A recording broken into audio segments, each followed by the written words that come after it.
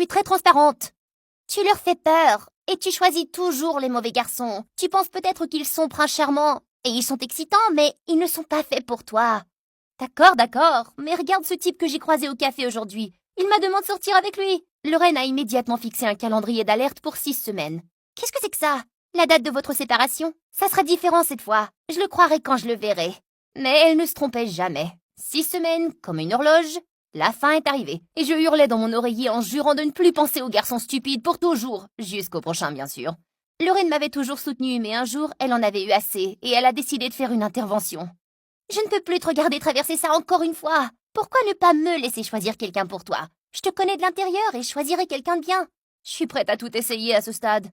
D'accord, mais il y a 3 règles. Premièrement, tu dois sortir avec celui de mon choix. D'accord. Et tu dois apprendre à le connaître avant de décider que tu es amoureuse de lui. Ne te précipite pas, d'accord? D'accord. Et tu ne peux pas non plus le rejeter avant d'avoir au moins 3 rendez-vous. Facile. Nous avons rédigé un contrat et l'avons toutes les deux signé. Lorraine prenait notre entente très au sérieux et j'étais impatiente. Mais ce vendredi-là, en rentrant de l'école, j'ai découvert des camions de déménagement à côté de chez moi. J'ai regardé par la fenêtre et c'est là que je l'ai vu. Il portait des cartons et il faisait chaud alors. Il a enlevé sa chemise et j'ai failli tomber.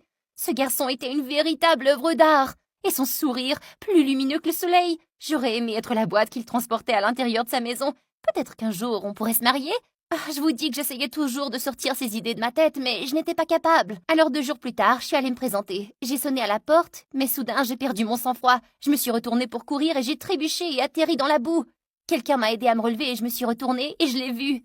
Hé, tu vas bien? Ça a dû faire mal, ça. Ah ça?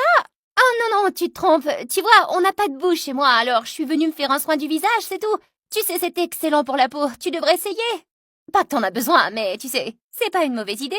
Je te reconnais.